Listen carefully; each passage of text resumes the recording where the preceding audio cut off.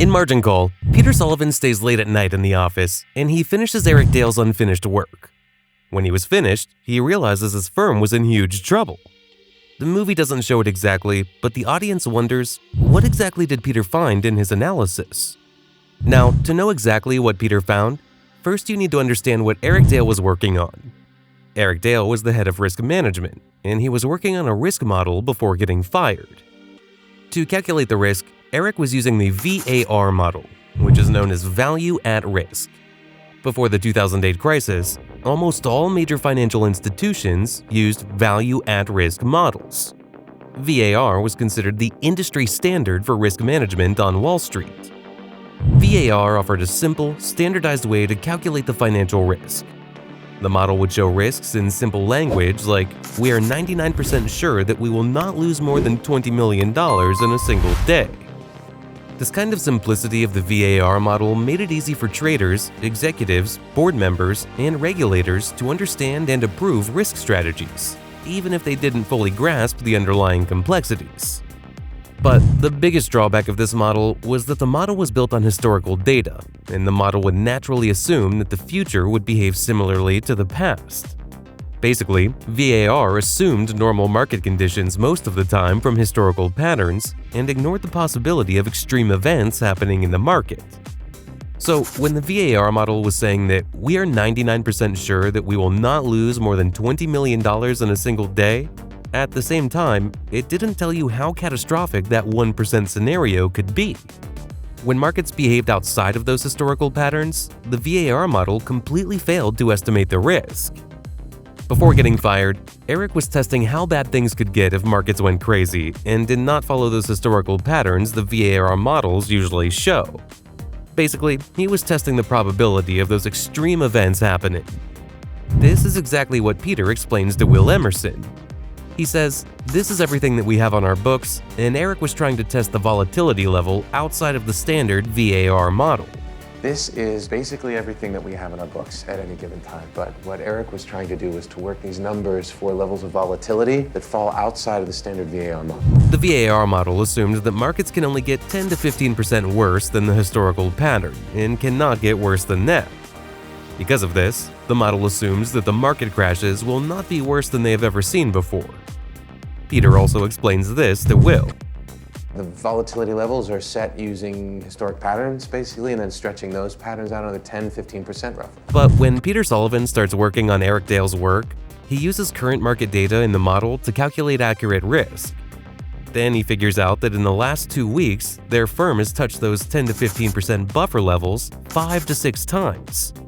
This is when Seth says, we started to test those historical patterns and went beyond them. So we are starting to test those historic patterns. When? Today? Tuesday. Monday, last Friday and Wednesday. Two Fridays ago. Peter calculates the projected loss of the company for the worst scenario and comes up with the financial conclusion that the projected losses will be more than the current value of their company. Well, the losses are greater than the current value of the company. Projected losses. The projected losses will. Their firm was heavily dependent on this VAR model for trading, and on top of that, they were heavily leveraged. Though their firm has touched that 10 to 15% buffer many times in the previous 2 weeks, they were still lucky that it didn't go completely out of control. This is the exact thing Will explains to Sam. We broke through these limits 5 or 6 days in the last 2 weeks. Now somehow we managed to stay on the right side of it for now. During the meeting with Jared Cohen, Ramesh also confirms that this VAR model is giving them wrong feedback. But once those losses start accelerating, they could go out of control like an avalanche, and there would be no stopping it. Jared, as I look at this more closely, it is these VAR numbers that are setting this thing off. Excuse me. So their firm was on the edge of collapse from 2 weeks. A small fluctuation in the market, and they were looking at a huge loss. That's why when John Told enters the meeting, he says, this matter should have been addressed weeks ago, but that is spilt milk under the bridge. From what I've been told, this matter needs to be dealt with urgently. So urgently, in fact, probably should have been addressed weeks ago. That is spilt milk under the bridge.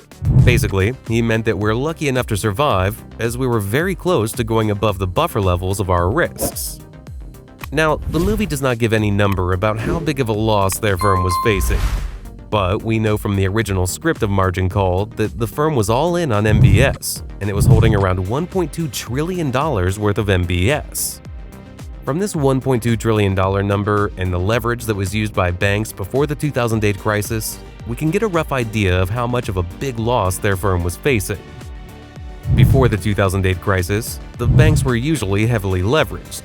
That means they borrowed too much money to buy these loans and create MBS.